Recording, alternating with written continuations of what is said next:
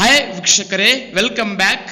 ಇದೀಗ ಕರ್ನಾಟಕ ರಾಜ್ಯ ಸರ್ಕಾರದ ವತಿಯಿಂದ ರಾಜ್ಯದ ಎಲ್ಲ ರೈತರಿಗೆ ಹಾಗೂ ರೈತ ಮಿತ್ರರಿಗೆ ಹಾಗೂ ರೈತ ಕುಟುಂಬಕ್ಕೆ ಸೇರಿದ ಪ್ರತಿಯೊಬ್ಬರಿಗೂ ಗುಡ್ ನ್ಯೂಸ್ ಒಂದು ಬಂದಿದ್ದು, ರೈತರು ತಮ್ಮ ಜಮೀನುಗಳನ್ನು ಪೌತಿ ಮಾಡಿಸಿಕೊಳ್ಳಲು ಇನ್ನು ಮುಂದೆ ಕಂದಾಯ ಇಲಾಖೆ ಕಚೇರಿಗೆ ಅಲೆಯಬೇಕಾಗಿಲ್ಲ.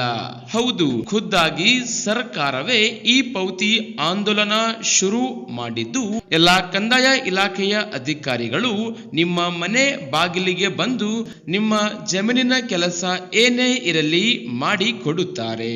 ಹೌದು, ರಾಜ್ಯದಲ್ಲಿ ಮೃತಪಟ್ಟ ಜಮೀನು ಮಾಲೀಕರ ಹೆಸರಿನಲ್ಲಿರುವ ಪಹಣಿಗಳನ್ನು ವಾರಸುದಾರರ ಹೆಸರಿಗೆ ನೋಂದಣಿ ಮಾಡಿಕೊಡಲು ಈ ಹಿಂದಿನಿಂದಲೂ ಹಲವು ಅಭಿಯಾನಗಳು ನಡೆದಿವೆ.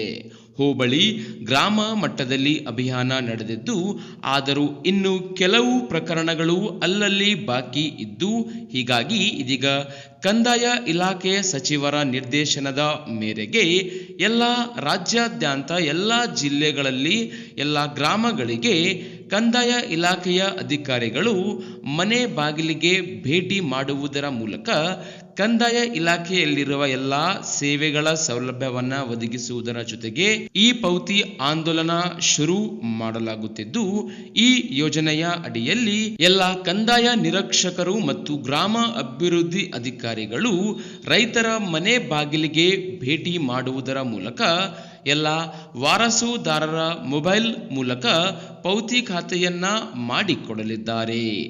ಆಧಾರ್ ಸೀಡಿಂಗ್ನ ಮೂಲಕ ಈ ಪ್ರಕ್ರಿಯೆಯನ್ನ ತಕ್ಷಣವೇ ಮಾಡಿಕೊಡಲಾಗುತ್ತೆ. ಮರಣ ಹೊಂದಿದ ವ್ಯಕ್ತಿಯ ಹೆಸರಿನಲ್ಲಿರುವ ಆಸ್ತಿಯನ್ನು ತಮ್ಮ ಕಾನೂನುಬದ್ಧ ವಾರಸುದಾರರ ಹೆಸರಿಗೆ ಜಮೀನನ್ನ ಖಾತೆಯನ್ನ ಇಮಿಡಿಯೇಟ್ ವರ್ಗಾವಣೆ ಮಾಡಿಕೊಡಲಾಗುತ್ತೆ.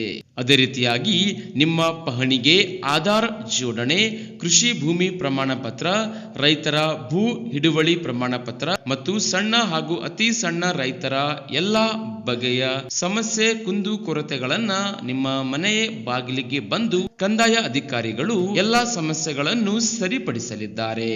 ಹೀಗಾಗಿ ಆದಷ್ಟು ಈ ಮಾಹಿತಿ, ಈ ಗುಡ್ ನ್ಯೂಸ್ ಅನ್ನ ಎಲ್ಲ ರೈತರಿಗೆ, ರೈತ ಬಾಂಧವರಿಗೆ ವಾಟ್ಸಪ್, ಫೇಸ್ಬುಕ್ ಅಲ್ಲಿ ಶೇರ್ ಮಾಡಿ ಚಾನಲ್ ಅನ್ನು ಸಬ್ಸ್ಕ್ರೈಬ್ ಮಾಡಿಕೊಳ್ಳಿ ವೀಕ್ಷಕರೇ.